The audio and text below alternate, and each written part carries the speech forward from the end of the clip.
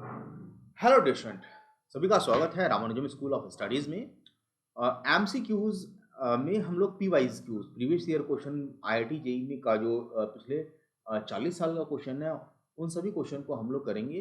वो चाहे ऑब्जेक्टिव रहे या फिर एमसीक्यूज में रहे या फिल इन द ब्लैंक्स में रहे या ट्रू और फॉल्स में, जिस टाइप का भी क्वेश्चन आया है उसे करेंगे, जो कि आईआईटी जेईई मेंस के लिए आने वाले एग्जामिनेशन में बहुत ही इंपॉर्टेंट है। ओके, तो चैप्टर हम लोगों ने लिया स्ट्रक्चर ऑफ एटम, बहुत ही इंपॉर्टेंट चैप्टर है।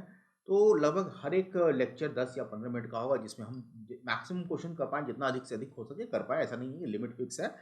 हाँ, ये चीज़ है कि जो भी क्वेश्चन हम लोग डिस्कस करेंगे, वो क्वेश्चन कॉन्सेप्ट के साथ सारा कुछ डिस्कस करेंगे। तो आपको क्या करना है कि पेन पेपर लेना है और पेन पेपर लेके वीडियो को देखना है। पहले क्वेश्चन आपके पास ऑलरेडी दिख रहा होगा स्क्रीन पे, और अभी सॉल्व करना स्टार्ट मैं नहीं किया हूँ। तो जब तक मैं सॉल्व करना स्टार्ट नहीं किया हूँ, वीडियो को पॉज करके आप खुद से पहले इस क्वेश्चन को सॉल्व करने की कोशिश कीजिए। मोस्ट प्रोबेबली बहुत सारे क्वेश्चन आपसे खुद से सॉल्व हो जाएंगे। अगर कुछ दिक्कत होता है तो वीडियो को प्ले कीजिए और फिर उसे देखिए। लास्ट में अगर वीडियो अगर आपको अच्छा लगता है, तो उससे पहले क्या करना है कि आपको सब्सक्राइब करना है। चैनल को सब्सक्राइब करेंगे तो आपको जो भी वीडियो मैं बनाऊंगा उसका नोटिफिकेशन पहुंच जाएगा, अगर नोटिफिकेशन बटन ऑन करते हैं तो ये सब बातें हैं, छोटी मोटी बातें हैं जिसको आपको ध्यान में रखना है। बट जो सबसे इंपॉर्टेंट बात है कि कंसिस्टेंसी में आपको पढ़ाई करना है, क्योंकि 4 महीना रह गया। 4 महीना के अंदर अंदर आपको बहुत सारे सब्जेक्ट का, फिजिक्स, केमिस्ट्री और मैथमेटिक्स का तैयारी करना होगा। तो यहाँ पे मैं इतना हेल्प कर सकता हूँ कि जो प्रीवियस ईयर का क्वेश्चन है उसे डिटेल वे में यहाँ पे सॉल्व करके आपके पास दे सकता हूँ, जिससे कि आपको कोई डाउट ना हो। देखिए, डायरेक्ट आप वीडियो ना देखें, पहले खुद से सॉल्व करें। अगर डाउट आता है तो आप वीडियो को प्ले करके देखेंगे। ओके, तो ये एक तरीका है तैयारी करने का। चलिए स्टार्ट करते हैं। पहला क्वेश्चन क्या कर रहा है, और देखेंगे तो क्वेश्चन बहुत ही इजी पहले पूछा जाता था, बाद में बीच में टफ किया गया, फिर इजी किया गया। So the first question is the mass of hydrogen atom. Simple सा मास ऑफ हाइड्रोजन एटम कह रहा है, तो मास ऑफ हाइड्रोजन एटम कितना होता है 1.66 multiply by 10 to the power -24 ग्राम। ठीक है, अब ये मास of hydrogen 1.66 multiply by 10 to the power -4 ग्राम कैसे हुआ। अगर आप देखेंगे हाइड्रोजन की बात करेंगे, ठीक है, तो हाइड्रोजन में हमारे पास क्या है, एटॉमिक नंबर 1 है। तो नंबर ऑफ प्रोटॉन न्यूट्रल है और नंबर ऑफ इलेक्ट्रॉन के बराबर होगा। तो number of proton is equal to number of electron and this is equal to number of, क्या होता है इसमें, नंबर ऑफ, इसी को हम एटॉमिक नंबर कहते हैं। ठीक है, और जो न्यूक्लियस हाइड्रोजन के न्यूक्लियस में सिर्फ और एक प्रोटॉन, सिर्फ और सिर्फ एक प्रोटॉन है। ओके, सो जो मास होगा वो मास ऑफ हाइड्रोजन एटम अगर हम लोग लिखेंगे तो वो mass of 1 proton plus mass of 1 electron होगा। लेकिन यहाँ पे आप ध्यान रखेंगे, मास ऑफ इलेक्ट्रॉन जो होता है 1/1837 मास ऑफ प्रोटॉन होता है। मतलब प्रोटॉन के रिस्पेक्ट में इलेक्ट्रॉन का मास बहुत ही कम होता है, लगभग 1840 गुना कम होता है। तो यहाँ पे मास ऑफ इलेक्ट्रॉन को हम क्या मानेंगे, नगण्य मान लेंगे, नेग्लिजिबल मान लेंगे। So mass of hydrogen atom, so this can be written as mass of proton. और मास ऑफ प्रोटॉन को हम लोग लिख सकते हैं कि मास ऑफ प्रोटॉन कितना होता है 1.6 multiply by 10 to the power अच्छा ये केजी में है, सो 10 to the -27 केजी। क्यों, क्योंकि ग्राम को 1000 से डिवाइड करेंगे तो 10 to the -27 केजी होगा। फिल इन द ब्लैंक्स का क्वेश्चन था, बहुत ही शानदार क्वेश्चन था बेसिक में। Okay, now next, first question हम लोगों ने कर लिया। Next, isotope of an element differ in the number of. अच्छा, आइसोटोप क्या होता है, समस्थानिक इसको हिंदी में कहते हैं। ठीक है, और ये भी बहुत इजी है। जो आइसोटोप्स होते हैं, ठीक है, उसमें अगर कोई दो एटम है और दोनों का एटॉमिक नंबर सेम है, ठीक है, एटॉमिक नंबर सेम है, तो एटॉमिक नंबर अगर सेम होगा, ठीक है, एटॉमिक नंबर, तो उसे हम क्या कहेंगे, आइसोटोप कहेंगे। पहली बात तो ये ध्यान रखना, आइसोटोप्स। ओके, TOPES, आइसोटोप्स कहेंगे। और अगर एटॉमिक वेट सेम होता है, ठीक है, तो इसे हम कहते हैं आइसो बार। ओके, तो हिंदी में इसको समस्थानिक कहते हैं, इसको संभारिक कहते हैं। आपको इस चीज़ को ध्यान में रखना है। So isotope of an element differ in dash in the nuclei. तो देखिए, आइसोटोप किस चीज़ में डिफर करेगा, एटॉमिक नंबर सेम है, एटॉमिक नंबर सेम है।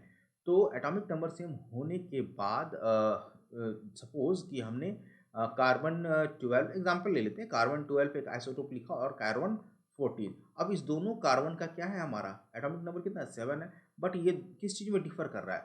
अगर हम देखेंगे तो इसमें हमारे पास इलेक्ट्रॉन चारों चक्कर काटते हैं, राइट, और न्यूक्लियस में हमारा नंबर ऑफ, न्यूक्लियस में प्रोटॉन और न्यूट्रॉन रहता है। और चूंकि हमारा atomic number number of proton के बराबर होता है, तो नंबर ऑफ प्रोटॉन बराबर है। ओके, तो डिफर क्यों होगा? नंबर ऑफ न्यूट्रॉन के कारण। सो यहाँ पे आ जाएगा नंबर ऑफ न्यूट्रॉन्स। तो न्यूट्रॉन्स के कारण जो है आइसोटोप क्या होगा? चेंज हो जाएगा। ओके, तो ये बहुत ही कॉन्सेप्चुअल क्वेश्चन सब पूछा गया है। चलिए, ये क्वेश्चन नंबर 2 भी हो गया। तीसरा क्वेश्चन है when there are two electron in the same orbital they have opposite, क्या होना चाहिए? स्पिन होना चाहिए। क्यों?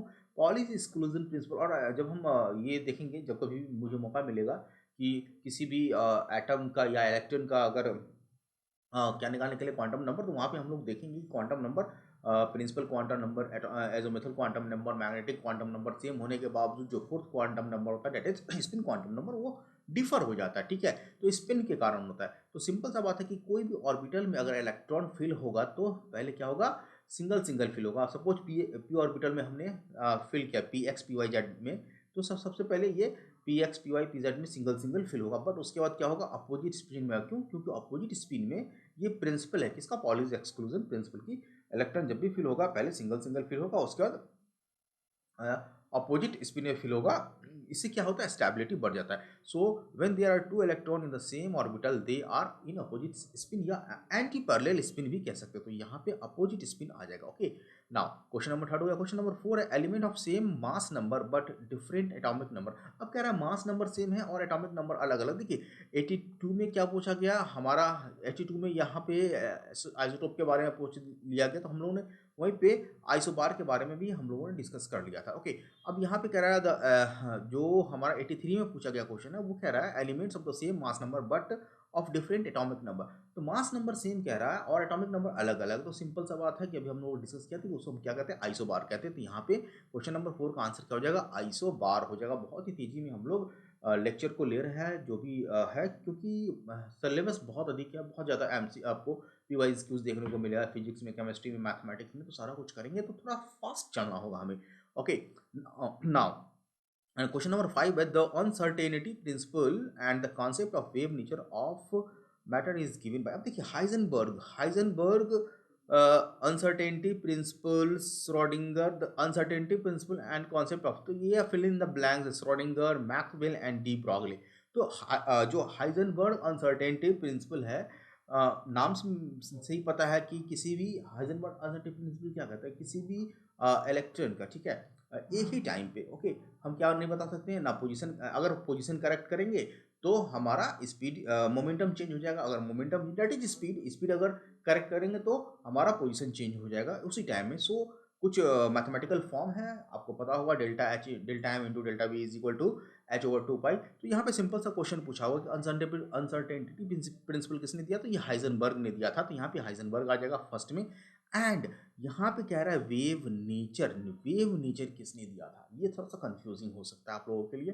तो दो ऑप्शन आपके दिमाग में आएगा, श्रोडिंगर, ओके, और डी ब्रॉगली। तो आपको ध्यान रखना है श्रोडिंगर ने वेव फंक्शन को सॉल्व किया था।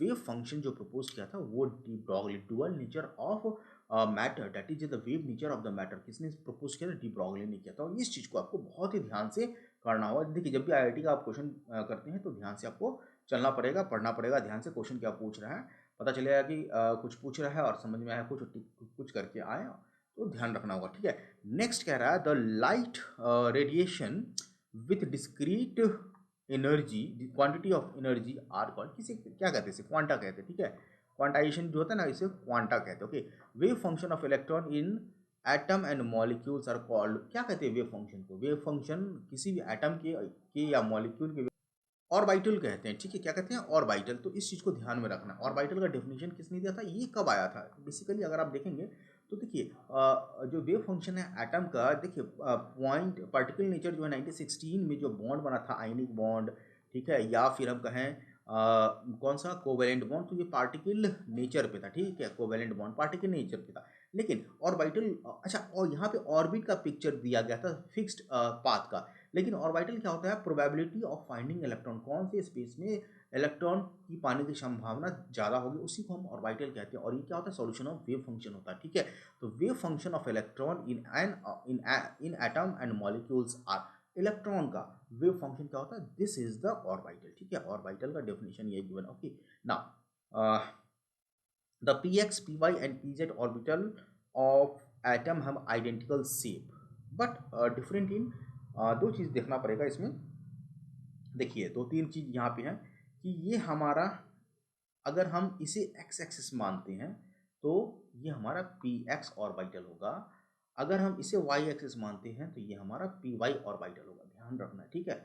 और अगर इसके परपेंडिकुलर अगर कोई है, इसे पी जेड मानेंगे, ठीक है, पी जेड मानेंगे, तो हमने एक्सिस अपने हिसाब से माना। ये कभी भी नहीं होगा कि ये ऑर्बिटल हमेशा पी एक्स कहलाएगा, ध्यान रखना है। क्योंकि अगर इस एक्सिस को हम लोग वाई मानेंगे तो इसे हम पी वाई ऑर्बिटल भी कह सकते हैं, ओके। तो शेप क्या है, डम्बल है। तो वे क्वेश्चन क्या है इसमें, 2px 2py and 2pz orbital of an atom है आइडेंटिकल शेप। तो डम्बल शेप, डम्बल है, आइडेंटिकल शेप होता है, दो लोब्स होते हैं, ओके। बट डिफर इन, तो ये ओरिएंटेशन में डिफर होता है। अच्छा एक चीज और, ओरिएंटेशन, यहाँ पे ओरिएंटेशन आ जाएगा। अच्छा एक चीज और यहाँ पे कि क्या एनर्जी दो तीनों का अलग अलग होगा, नहीं। जो ये हमारा ऑर्बिटल होता है p x P Y P z, या d x y d y z, d का 5 होता है, ठीक है, एफ का 14, they are degenerate orbital. मतलब सभी के एनर्जी क्या होगा, सेम होगा, ठीक है। तो आपको अभी यहाँ पे हम लोगों ने डिस्कस किया था कि चलो ये P x P Y P Z है, तो किस में जाएगा, पहले पी एक्स में जाएगा या पहले पी वाई में जाएगा या पहले पी जेड में जाएगा। तो हम लोग ये नहीं कह सकते कि पहले पी एक्स में जाएगा, ये पी वाई में भी जा सकता है। लेकिन हम लोग जो लिखते हैं, जो हमारा कन्वेंशन है उसके हिसाब से हम लोग लिखते हैं कि पहले पी एक्स में गया, ठीक है, उसके बाद पी वाई में गया, उसके बाद पी वाई जेड में गया। तो ये भी हम लोग कह सकते हैं पहले पी जेड में गया या पहले पी वाई में गया, ये भी हो सकता है क्योंकि हमें कन्वेंशन मानना है। तो चूंकि आज साथ में यहाँ देखिए कि अगर हम यहाँ पे ऑर्बिटल लिखें और यहाँ पे हम लोग एनर्जी लिखें, तो P x P Y P Z का जो ऑर्बिटल होता है एक ही अलाइन में होता है, मतलब जो एनर्जी होगा P x P Y P Z का डी जनरेट होगा, तीनों का एनर्जी सेम होगा। तो यहाँ पे आइडेंटिकल इन एनर्जी भी आएगा, बट डिफरेंट इन ओरिएंटेशन, एक एक्स एक्सिस में होगा तो दूसरा वाई एक्सिस में और तीसरा जेड एक्सिस में। एंड द लास्ट क्वेश्चन क्या है यहाँ पे, the outer most electronic configuration of chromium. अच्छा ये चीज़ देखिए, क्रोमियम जो है क्या बनाता है, कॉम्प्लेक्स बनाता है, ठीक है, कॉम्प्लेक्स बनाता है, ध्यान में रखना है। और वेरिएबल वैलेंसी भी हो सकता है इसका। और दूसरा बात क्या है कि डी ब्लॉक का एलिमेंट है, किसका एलिमेंट है, डी ब्लॉक का एलिमेंट है, ठीक है। आप पीरियोडिक टेबल में देखेंगे क्रोमियम एटॉमिक नंबर इसका कितना होता है, 24 होता है, ठीक है। अब यहाँ पे हमें क्या पूछ रहा है, आउटर मोस्ट क्या पूछ रहा है, आउटर मोस्ट, ठीक है। तो आउटर मोस्ट के लिए अगर हम लोग यहाँ पे लिखते हैं 1s2 2s2 2p6 3s2 3p6, ठीक, ठीक है। अब इसके बाद हमारे पास क्या है, कितना हो गया, ये हो गया 10 और ये हो गया 18। अब 6 डालना है, तो 6 में क्या हो जाएगा, 4s2, देखिए ध्यान से, और 4p6 ऐसे आ सकता है। लेकिन नियम क्या कहता है कि अगर कोई ऑर्बिटल हाफ फिल्ड हो या फुल फिल्ड हो, ठीक है, तो वो ज़्यादा स्टेबल होगा। देखिए यहाँ पे अगर हम चारों इलेक्ट्रॉन एस ऑर्बिटल में दिए तो ये 4p, सॉरी ये 3p का जो ऑर्बिटल है उसमें 6 इलेक्ट्रॉन है, सॉरी 6 नहीं 4 आएगा, ठीक है, 4 आएगा, 4 इलेक्ट्रॉन आएगा। तो क्या करेंगे कि अगर एस का ऑर्बिटल ध्यान से देखेंगे, यहाँ पे 4s1 और 5d5 करेंगे, तो s में मैक्सिमम कितना हो सकता है, दो दो हो सकता है, तो इसमें हाफ फील्ड है। और d में कितना हो सकता है, 10 हो सकता है, तो ये एग्जैक्टली हाफ फील्ड है, ओके।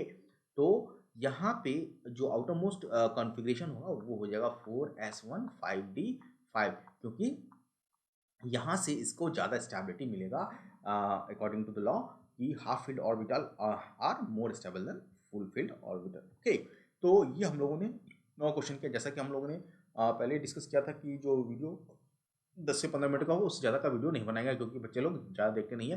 तो ये हम लोगों ने 9 क्वेश्चन किया स्ट्रक्चर ऑफ एटम का, जिसमें फिल इन द ब्लैंक से के क्वेश्चन आए हुए थे 1982 से 1994 तक का। तो आप इस चीज़ को एक बार खुद से जो भी कॉन्सेप्ट है उसको रिवाइज कर लेंगे, तो आपको अगर आप वीडियो 10 मिनट भी देख लेंगे तो बहुत कुछ आपको मिल जाएगा कि हाँ क्या है क्या नहीं। इसमें हम थ्योरी पार्ट भी डिस्कस कर ही रहे हैं, ठीक है। तो जैसा भी लगा हो प्लीज़ चैनल कमेंट जरूर कीजिए, इसके बारे में फीडबैक बहुत ज़रूरी है कि और कैसे इसको हम बेहतर बना सकते हैं। तो आशा करता हूँ कि आप लोग सब्सक्राइब कर लेंगे चैनल को, बेल आइकन बटन को जरूर पुश कर दें, दबा लें, जिससे कि आपको नोटिफिकेशन मिल जाए, ओके। मिलते हैं नेक्स्ट में हम लोग कुछ क्वेश्चन और करेंगे, 9 तक कर लिया, कुछ 9-10 क्वेश्चन नेक्स्ट लेक्चर में करेंगे, ठीक है। आज के लिए इतना ही रखते हैं। हैव ए नाइस डे, जय हिंद।